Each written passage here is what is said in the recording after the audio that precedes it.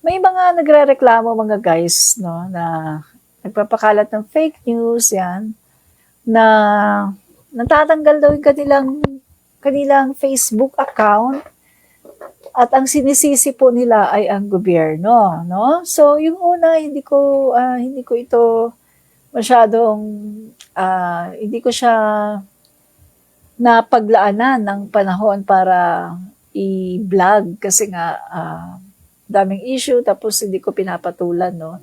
Pero mga guys, nag-research ako, no. Bakit nga ba natatanggal yung mga accounts nitong mga pro-China, no? So, kasi 'di ba, sabi nga ni Sas, na-delete daw yung account niya. Tapos yung iba na-delete din yung account. So, tingnan natin mga guys, no, sa aking pagre-research, eto ang aking nakita. So, dito tayo sa Time Magazine. Yan. Time Magazine mga guys. Meta takes down largest ever Chinese influence operation. No? So, ano daw yung tinitake down ni Meta? Yung may mga Chinese influence, sprawling network of fake accounts linked to Chinese law enforcement was taken down by Meta this week in what the social media company called the largest known cross-platform covert influence operation in the world. Mga guys, bago to 2023 ito eh. So, sabi dito, the operation was the largest the company has removed in its history on Facebook alone. Meta says it removed 7,704 accounts and 954 pages and 15 groups linked to the effort to push pro-China talking points and attack the government's critics. But its fingerprints extended beyond Facebook and Instagram and the platforms known by Meta. The Chinese influence operation targeted at least 50 other platforms and apps, including YouTube, Reddit, Pinterest, TikTok, Medium, and X, and the company formerly known as Twitter, according to Meta's analysis. So mga guys, talaga palang tinitake down ni Meta. Hindi po ang gobyerno ang nagtitake down. Si Meta ang nagtitake down ng mga accounts ng mga tao or influencer or Facebook user na mga mouthpiece ng China. So, kita nyo yung mga Facebook, mga pages na ginagamit para i-push yung mga agenda ng China, yun ang tinatanggal. At alam naman natin, di ba, si Sas, alam naman natin, di ba, yung kanyang mga pinopost about China tungkol sa pagtatanggol niya sa China at tungkol sa pagbabatikos niya sa gobyerno tungkol dyan sa West Philippine Sea. So, alam na natin mga guys, hindi si PBBM, hindi ang Marcos administration ang nagtanggal, kundi ang Meta. Alam naman natin mga guys, ang Meta, US company to eh. Facebook is a US company. At di ba ang US, nagkakaproblema sila kasi ang China, ang Chinese government, ay ini-infiltrate yung mga apps, di ba? Kaya nga, di ba, sa ibang part, sa US, buong US na ba guys, na ang TikTok ay wala na, di ba? Binaban. So, etong Facebook, Meta ang may-ari nito mga guys, eto ay US. So, ang ginagawa nila, tinitake down na nila yung mga Facebook at yung mga pages na nagpo-push ng agenda ng China. Kaya daw kayo mga guys. Pag masyado niyong pinapakita na pro-China kayo, baka isa rin kayo sa madilit. No? So, walang kinalaman ang Marcos administration. Ulitin ko. No? So, ano pa mga guys? Ito pa. So mga guys, sabi dito, since 2019 pa pala ito. Since 2019 ay nag-uumpisa na pala ang Meta na pagtatanggal, no, ang Facebook, no, nag-uumpisa na pala sila sa pagtatanggal ng mga network or ng mga pages na may kinalaman sa pagpupush, no, ng mga agenda ng China, no. So, eto mga guys, while independent researchers, government, and analysts and tech companies have detected influence operations to spread pro-China propaganda for years, these efforts appear to be getting bolder. Analysts found that the post followed a pattern that pointed to central coordination, no? So, mga guys, isa pa lang to Time pa lang to Time Magazine. Tingnan natin sa iba. Tingnan natin sa iba kung ano yung sinasabi. Okay. Ito, Forbes. Forbes Magazine. Meta shut down thousands of fake Chinese-based Facebook accounts. No. So, dito naman sa NPR, Meta takes down large Chinese and Russian influence operations on Facebook, no? So, tingnan nga natin ito. Basahin natin. So, malinaw na malinaw guys sino ang nagtanggal, sino ang nag-delete ng mga or nag-suspend ng mga accounts, dinasasot, hindi ang Marcos administration, kundi ang Meta. Yan. Meta says, NPR to NPR. Ayan ibang news agency naman to. Meta says Chinese Russian influence operations are among the biggest. It's taken down. So tinatanggal nila yung sa Russian at saka Chinese, no?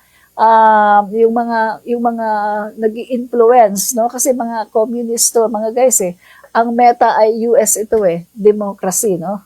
So Facebook parent Meta says Chinese law enforcement is behind the largest covert online influence operation and the company has ever disrupted. The operation spread pro-China messages and attack critics of Beijing policies using a sprawling network of fake accounts across more than 50 websites, from Facebook and Instagram to YouTube, Twitter, TikTok, Reddit, and dozens of smaller platforms and forums. So mga guys, ano yung dahilan bakit tinatanggal ng Meta yung mga mouthpiece ng China, katulad din na Sasot, no? Bakit tinatanggal ng Meta yung libo-libo na mga accounts, no? All over the world ito mga guys hindi lang sa Pilipinas all over the world, not only in the Philippines, no? At dito sa Pilipinas, kilalang-kilala yung mga mouthpiece ng China, sinasasot, no? Kaya kasama sila sa talagang nasuspinde, no? So anong sabi dito mga guys? Kasi ginagamit daw sila ng Beijing, ng China, para atakihin yung mga kritiko ng China. Which is tama naman, di ba? Tingnan yung ginagawa nila kina Commodore J. Tariela. Tingnan yung ginagawa nila noon kina J.B. Ejercito. Yung ginagawa nila kina Mig Zubiri nung nagsalita tungkol sa West Philippine Sea. Tingnan yung ginagawa nila kina Speaker Martin Romualdez. Nagbigay ng statement tungkol sa West Philippine Sea. Di ba inatake yan lahat, ninasasot ng mga pro-China? So ito yun mga guys. Ang nagtanggal sa kanila or ang nagsuspinde sa kanila ay si Meta at hindi ang Marcos administration na pinagbibintangan nila ngayon, no? Na nasisikil daw ang kanilang mga freedom of expression o dati naman daw nung si Tatay Digong pa kahit binabanatan daw nila ang mga yelo, hindi naman daw sila natatanggal, no? So talagang ang kanilang binabanatan dito at pinagbibintangan ay si PBBM. Pero nakita niyo malinaw na malinaw, sino ang nagpatanggal sa kanila? Ang Meta. mismo.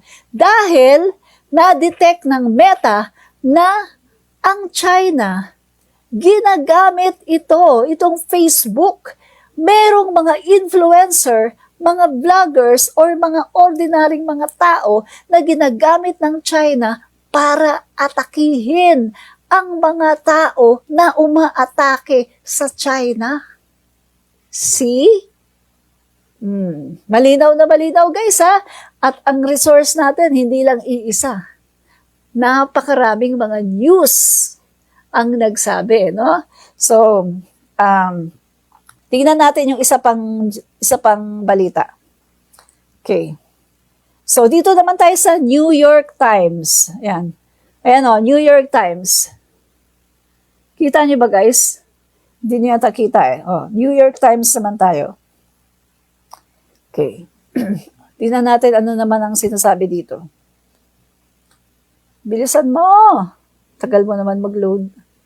Yan. So kanina, nakailang news na tayo mga guys. Pangatlo na yata yun, no? So ito, pang-apat ito, New York Times naman. Tingnan natin kung ano sinasabi tungkol dito. Bilisan mo! Bagal mo naman mag-load. You know? Loading pa siya guys. Bilisan mo! Tinatopic natin to para ipahiya natin yung mga mouthpiece ng China na nagfi-feeling, mga filingera, mga guys. Pinagbibintangan ang presidente natin na biruin mo ang nagpagurgur daw sabi ni Mahar Luka-Luka, pinagurgur daw yung mga FB, yung mga Facebook daw ng mga anti-government, yung mga bumabatikos daw kay F.Elisa at kay PBBM, pinagurgur daw yung mga Facebook accounts. So nakita niyo yung kanilang fake news mga guys. O ito na, nag-open na. New York Times. Ayan. O. Ano nang sabi sa New York Times? Meta's biggest single takedown removes Chinese influence campaign. Ang linaw, di ba? Malinaw. Yung Meta daw, mga kaibigan, eto, ginawa ng Meta, biggest single takedown removes Chinese influence campaign. Diba? So, eto daw campaign na to mga guys ng Chinese, no? Ay nag-umpisa daw to, nag-start daw ito 4 years ago and span thousands of accounts on Facebook, Instagram, TikTok, Twitter, Substack, Chinese website, Meta said. So, bakit daw nila ito tinatanggal? Kasi, bukod sa inaatake nito yung mga gobyerno, mga guys, ay ini-impluwensyahan ang mga tao sa buong mundo. Lahat ng mga tao na nare-reach ng Facebook, ini-impluwensyahan ng China sa kanilang mga Chinese narrative. Totoo naman, di ba? Meron pang mga bukod pa dyan mga guys, meron pa silang mga ano ba tawag doon mga guys, yung bini-brainwash nila yung may mga kabataan, iba-iba no? At sinisiraan nila yung US, guys, ganyan di ba ang ginagawa nila sa SASOT, di ba? Yung mga natin dito wag na tayong pumunta sa international, yung mga Facebook ng mga taga-ibang bansa. Dito na lang tayo pumunta sa Facebook natin. Kung mapapansin niyo guys, di ba ganyan yung ginagawa nila sa SASOT?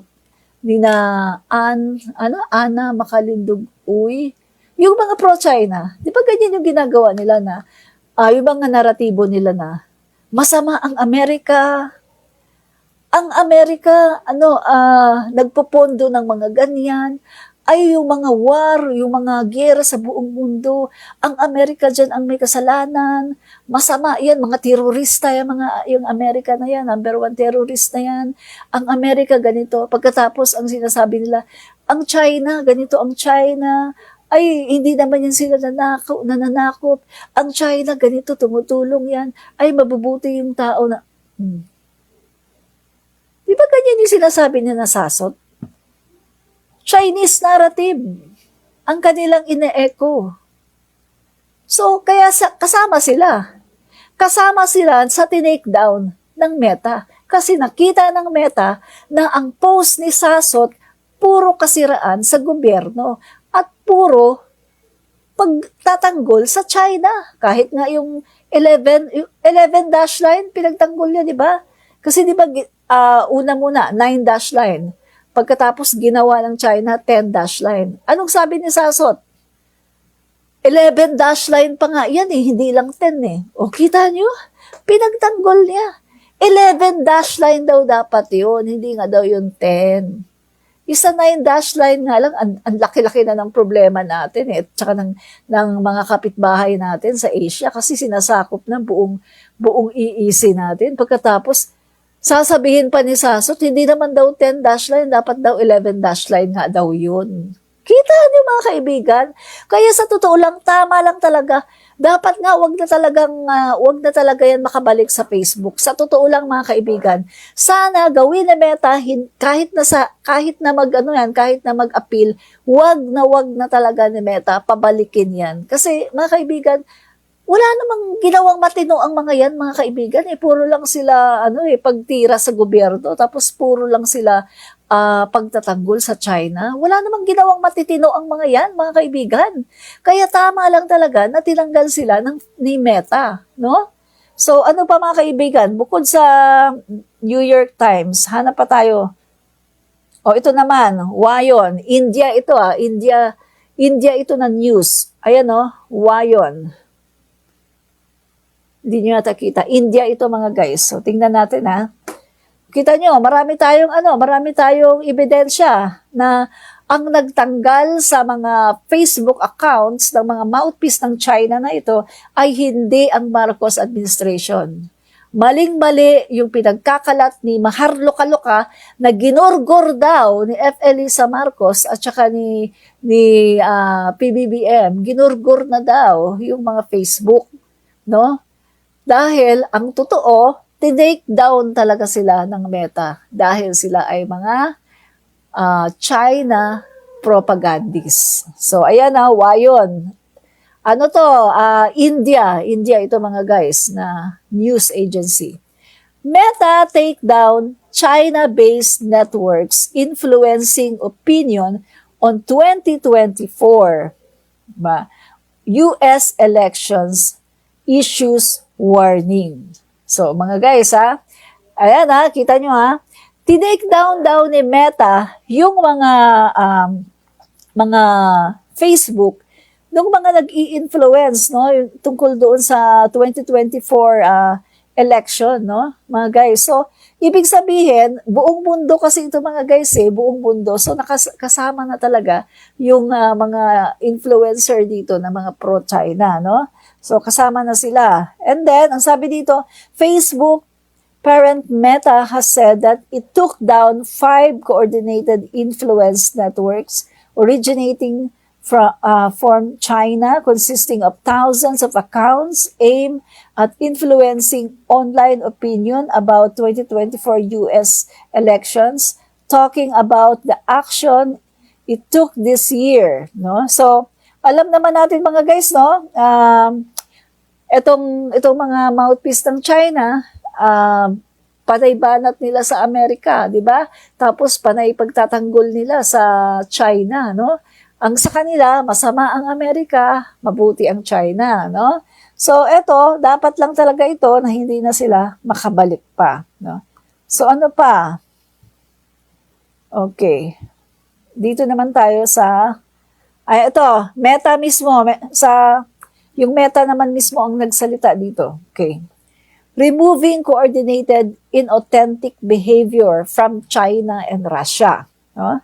So, nakalagay dito mga guys, we took down 2 unconnected networks in China and Russia for violating our policy against coordinated inauthentic behavior. The Chinese origin influence operation ran across multiple social media platforms and was the first one to target U.S. domestic politics ahead of dali mga guys.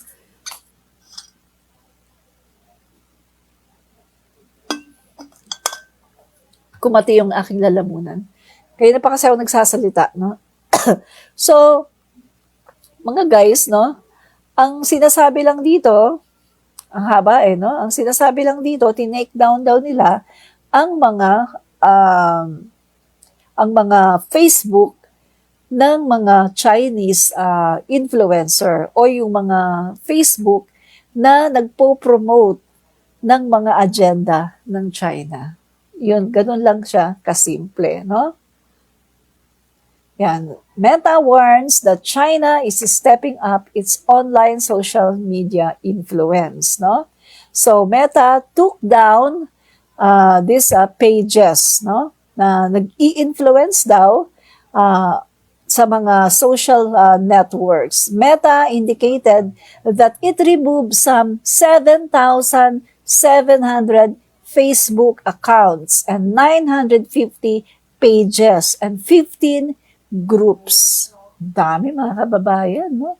So, malinaw na sa inyo, malinaw na ang nagtanggal ng mga pages ni Nasasot ay hindi si F. Elisa, hindi si PBBM, kundi ang Meta.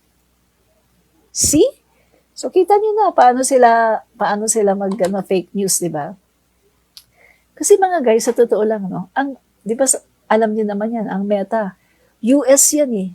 US. Pagkatapos makikita ng Meta na, ginagamit ng China para i-infiltrate, no? At impluensyahan yung mga tao sa buong mundo na gumagamit ng Facebook.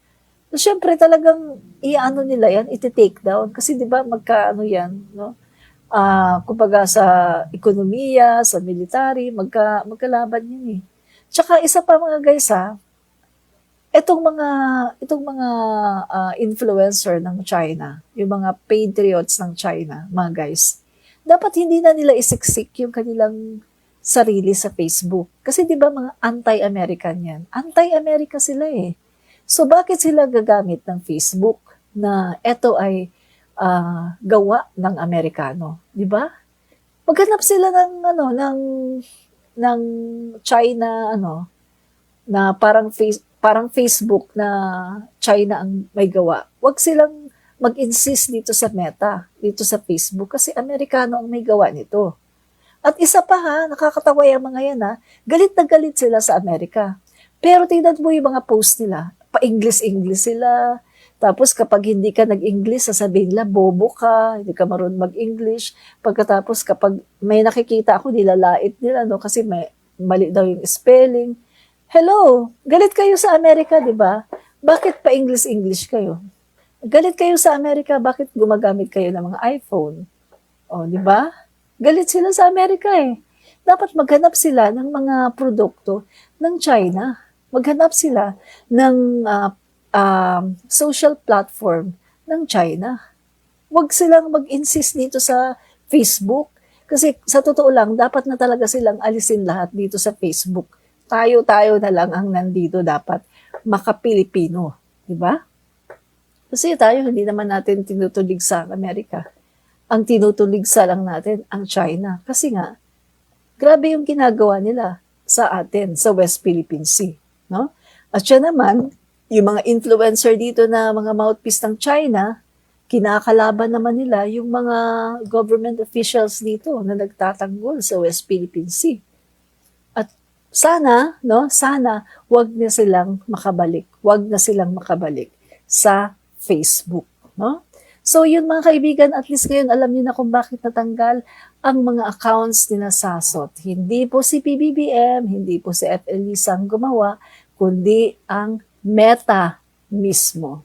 Yun na mga guys. Admin Reach. Ang pinapakalat na balita ng mga taong gusto lang talaga Israel. Comentarista. Nakikita naman natin na ang kanilang mga pinapakalat ay walang katotohanan. Paano pa man karami ng mga taong sa iyo ay nagagalit, ang talaga naman ikaw ay hindi ba? Pero, galingan mo lang. Dagdagan mo pa, mga kaibigan. At the end of the day, performance doesn't lie. Ito po mga kaibigan, muli si Admin Rich. Fight fake news, expose the truth. Fight fake news and expose the truth. Fight fake news and expose the truth. Fight fake news, expose the truth. Fight fake news, expose the truth.